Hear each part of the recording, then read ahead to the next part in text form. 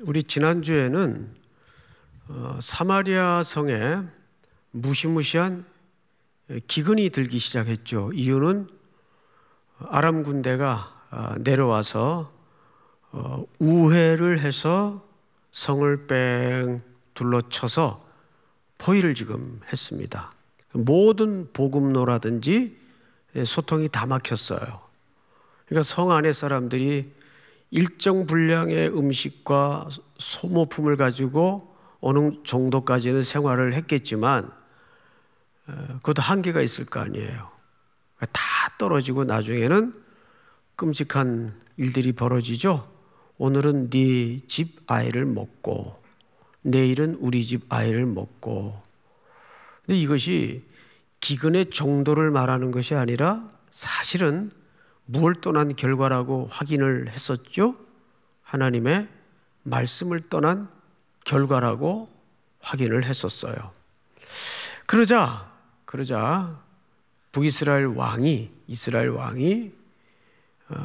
이런 국가적 또 성 안에 위기가 봉착이 되면 사실 상식선에서는 두 가지 밖에는 방법이 없어요. 첫 번째는 하나님의 도움과 하나님의 방법을 철저하게 엎드려서 기다리는 방법. 이것이 우리 신앙인들이 취해야 될 가장 소극적인 태도 같지만 사실은 가장 강력한 액션이에요. 근데 왕은 불행하게도 이 방법을 선택하지 않고 이 모든 원인이 저 하나님의 선지자 엘리사라는 사람에게 촉발된 거다. 아람 군대도 결국은 엘리사 때문에 열받아가지고 이 성을 포위하고 우리까지 다 죽게 됐다. 그러니까 저 원인을 제거해야 되겠다 해서 사람을 엘리사가 있는 곳으로 보냅니다. 근데 그땐 이미 엘리사의 측근들이 같이 앉아 있었어요. 이거는 어디까지나 개인적인 미팅이었습니다. 그런데 성경을 잘 보십시다. 33절 6장 33절이죠. 무리와 말할 때에 그러니까 엘리사가 몇몇 지인들과 앉아서 국가적인 재난에 대해서 이야기를 하고 있었겠죠. 무리와 말할 때 그 사자가 왕이 보낸 사자예요. 그에게 이르니라. 왕이 이르되 이제 왕의 메신저로서 메시지를 전하는 거겠죠. 이 재앙이 여호와께로부터 나왔으니 어찌 더 여호와를 기다리리요. 이게 지난주 마지막 본문이었어요. 여러분 상식선에서는 이 재앙이 왕은 누구로부터 나온 걸 알아요? 여호와께로부터 기인됐다는 걸 자기 입으로 말해요. 그러면 결자해지라고. 그럼 누구밖에는 이 해결할 방법이 없을까요? 하나님밖에는 이 문제를 해결할 방법이 없다는 것은 상식인데 사람은 위기 때 그 신앙의 본질이 드러나는 법입니다. 어찌 더 기다릴 수 있겠느냐 이렇게 된 거죠. 어찌 더 기다릴 수 있겠느냐. 그래서 제가 가끔 이제 우리 후배들 이제 목회학 시간에 몇 가지 주제를 두런두런 그저 사랑방에 앉아서 얘기하듯 얘기를 할 때 자주 쓰는 표현이 항상 목회를 하면서 해결하는 사람이 되지 말고 해결받는 사람이 되라. 근데 이거 제일 못해요.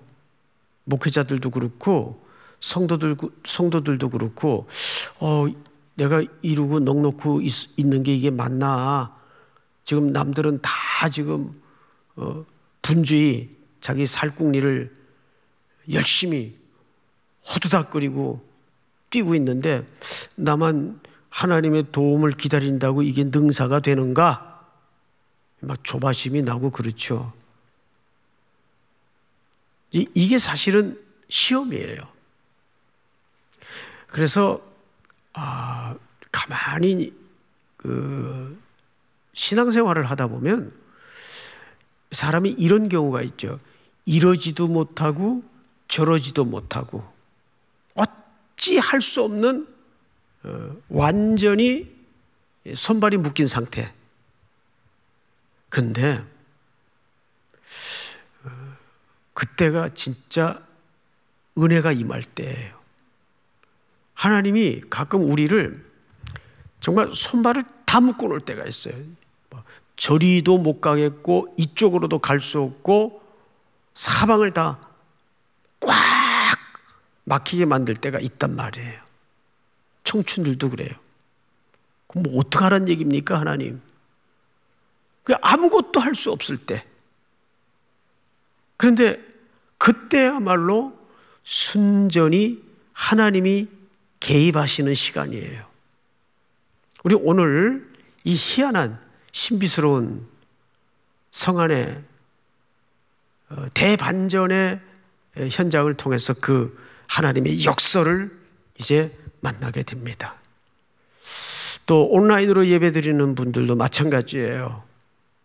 뭐 얼마나 많은 사연들을 지금 가슴 한켠에 묵직하게 끌어안고 말씀을 듣고 계시겠어요.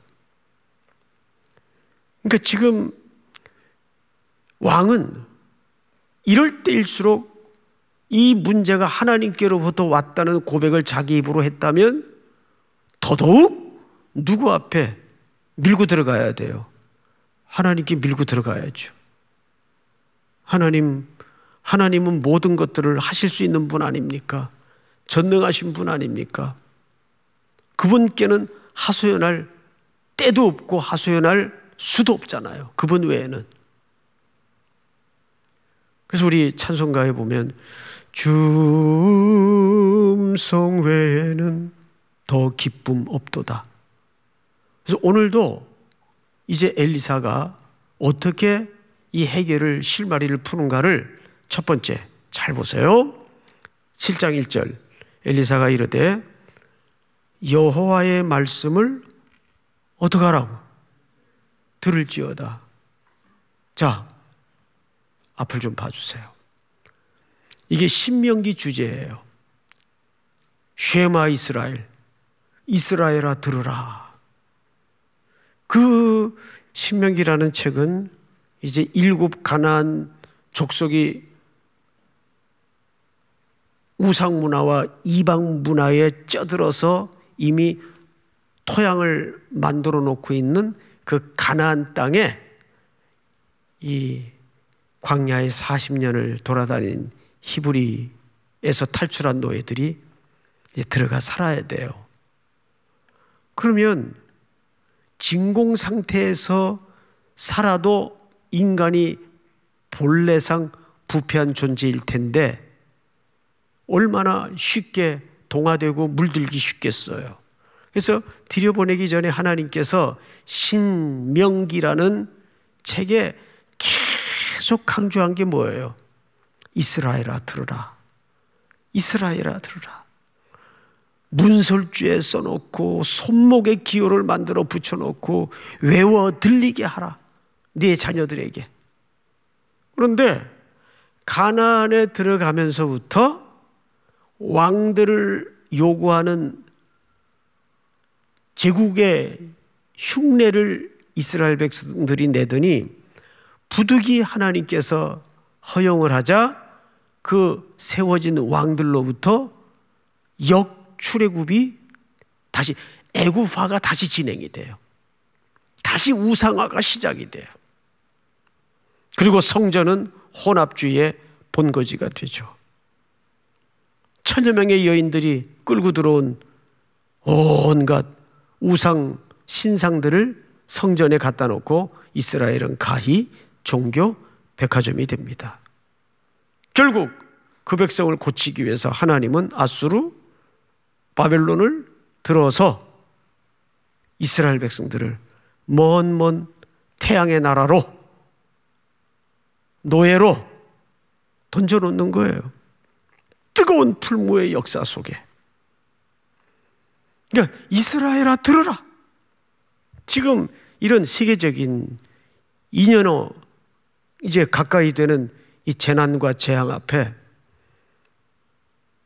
교회가 위축이 될 수밖에 없고, 여러 가지 물리적인 제한과 규제 속에 교회는 움츠러들 수밖에 없어요. 제가 이번 주간에 경남 합천에 진짜 꼴짝이더라고요. 근데 그 지역은 해인사 땅이, 해인사 알죠? 우리나라 최고의 절이죠. 해인사 땅이 70%예요. 그래서 그 지역의 사람들은 그 해인사 땅을 밟지 않고는 그 마을에 살 수가 없어요. 그런데 그 합천에 우리 합동 측 교회가 하나 있어요. 높은 뜻 제일교회라고, 우리 교단인데, 근데 거기에 15년 전에 저 진주에서 부임한 목사님이 한 분 계세요. 전 목사님이라고. 제가 함자를 전 무슨 목사님인데 함자를 잊어먹었어요. 근데 이분이 부임할 때는 무슨 교회가 있는데 부임한 게 아니고 어느 가정에 그저 성도 몇 사람, 한 가정인가 두 가정이 있다고, 그 교회에 있다 그래서 부임을 했는데 보니까 그냥 가정교회예요, 그냥. 그게 뭐 얼마 있다가 갈라 그랬대요. 너무 기가 막혀가지고. 그런데 강대상 앞에, 가정 안에 차려진 강대상 앞에 앉기만 하면 그 사람들이 이 불쌍히 여김이 돼가지고 그렇게 눈물이 쏟아지더래요. 근데 그 목사님에게 총신 다니는 아들이 하나 있었어요. 학부. 근데 이 전도사님이 또 보통이 아니에요. 그 시골에 그런 불량한 애들을 다 걷어다가 검정고시 공부를 시키는 거예요. 그 세상에 대구, 서울 학교를, 대학을 다 들여보냈어요. 진짜 공부가 안 되는 애들은 전문학교를 먼저 들여보내요. 그리고 전문학교에서 또 편입시험을 준비시켜가지고 또 4년제 대학에 편입을 보내요. 너희들이 사는 길은 공부를 해야 산다. 그래야 교회에 전부 불러다가 공부를 시켜요. 그래서 걔네들을 본고에다가 싣고 대구로 데려다 주고, 또 대구에서 또 공부 끝나면 또 데리고 오고. 세상에 그 조그만 교회에서 코로나 터지기 전까지는 애들이 150명이에요. 150명. 어른보다 더 많아요, 숫자가. 그래서 이 애들을 교회에 정착시키기 위해서 아주 음악을 또 이분이 잘해요. 그 아들 전도사님이 기타를 가르쳐 주는 거예요. 처음엔 싼 기타로 시작해, 싼 기타로 가르쳐 주면 애들이 이제 또 연습을 하다가 금방 익힐 거 아니에요. 그러면 이 악기가 조금 뭐 시시해지는 거예요. 소리도 뭐 그냥 그렇고. 그러면 자기 돈을 들여서라도 악기를 또 바꿔줘요. 업그레이드를 시켜주는 거예요. 세상에 그 중고등부실에 들어가 보니까 그 조그만 시골교회 악기가 한 10대가 쫙 이렇게 비치되어 있어요. 사정을 들어보니까 그 키보드하고 기타가 그 아이들을 위해서 그 교회에서, 없는 교회에서 계속 사주는 거예요. 그 애들이 거기에 이제 자기 집처럼, 그리고 그 아이들 이제 일부하고 살기도 하고. 그래서 제가 이 말을 왜 하냐면, 참 청년이 너무 전도사님이 귀하길래 제가 사실은 몇 번 우리 삼일교회로 좀 데리고 오려고. 근데 제가 2번 거절당했어요.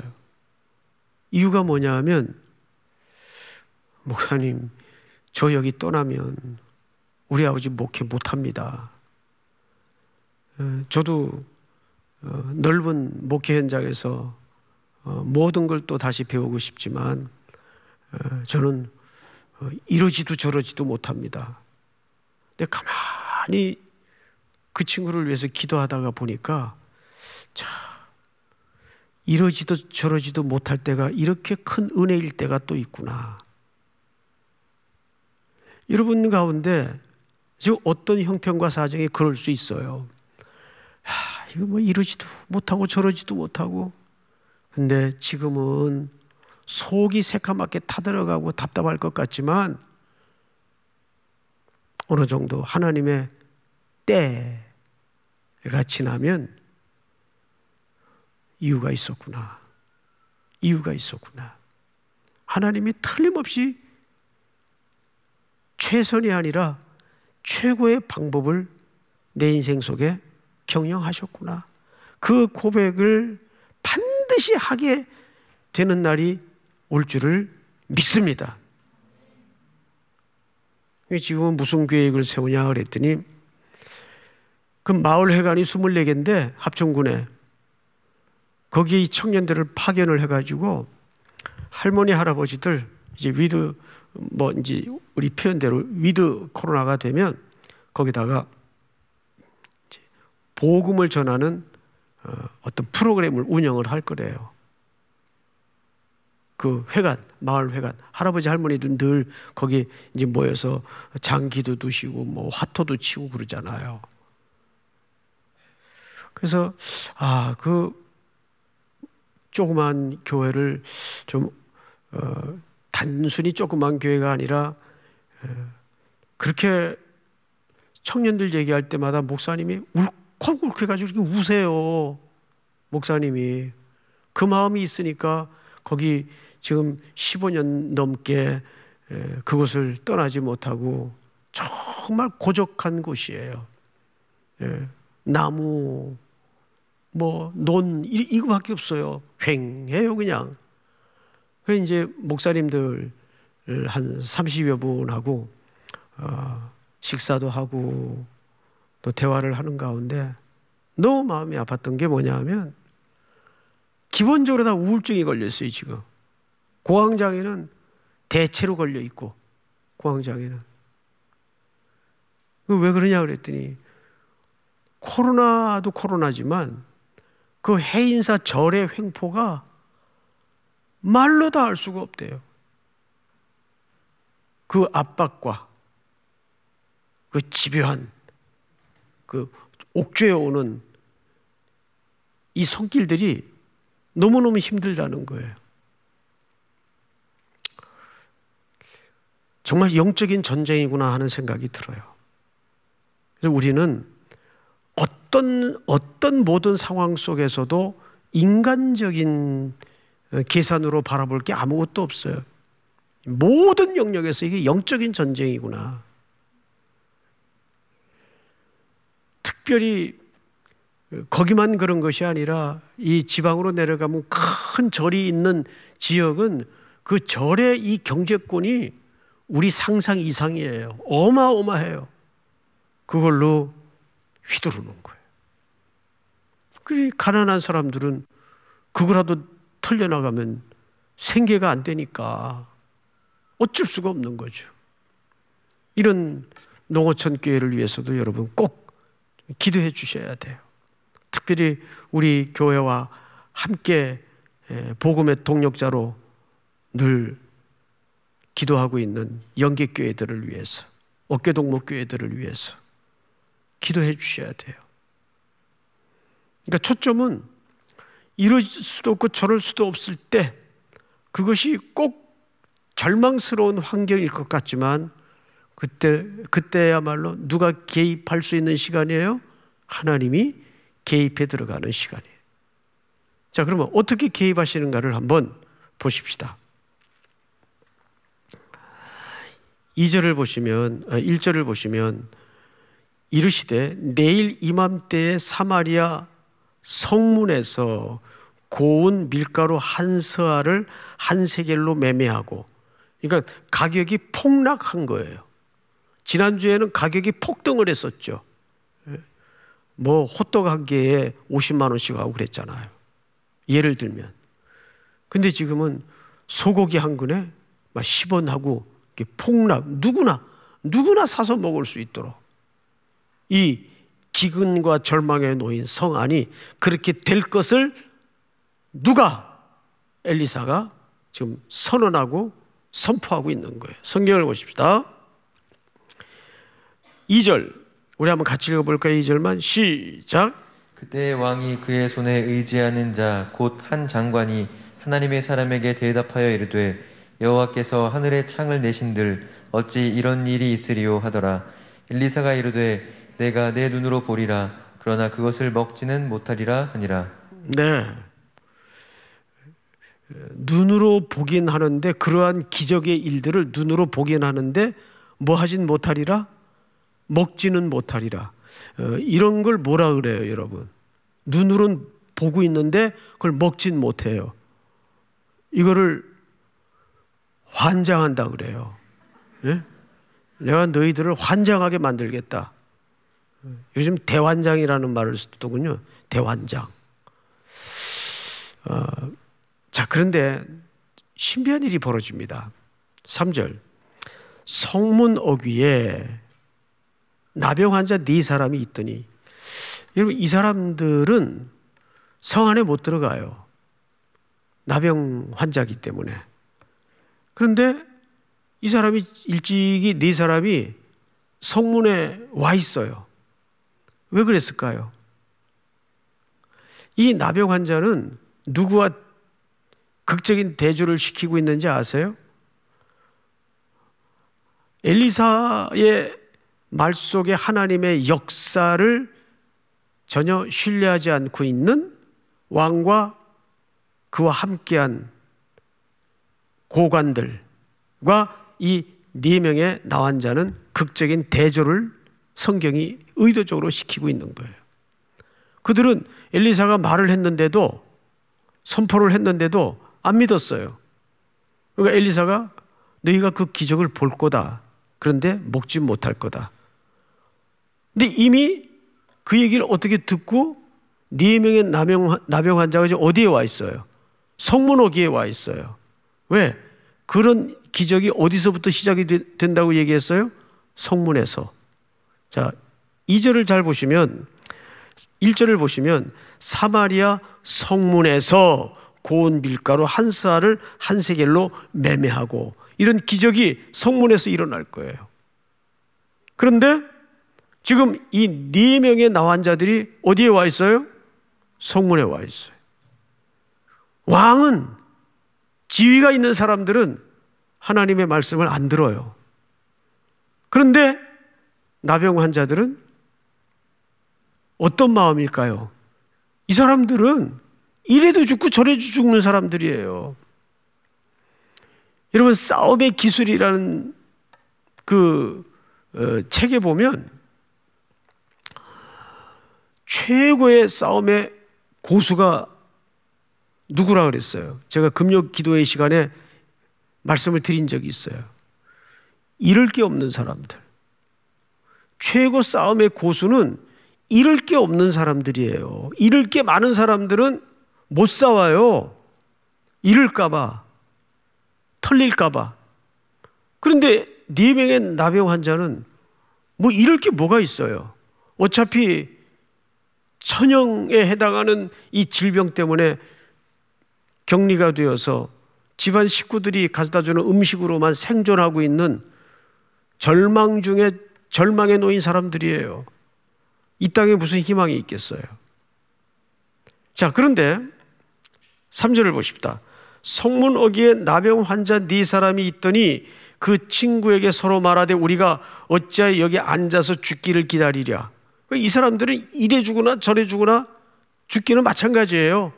자, 만일 우리가 성읍으로 가자고 말한다면 성읍에는 굶주림이 있으니 우리가 거기서 죽을 것이요. 거기 가봤자 거기 사람들 지금 굶고 죽어가고 있는데 우리에게 무슨 희망이 있겠냐? 우리 같은 나병 환자가 들어갈 수나 있겠냐?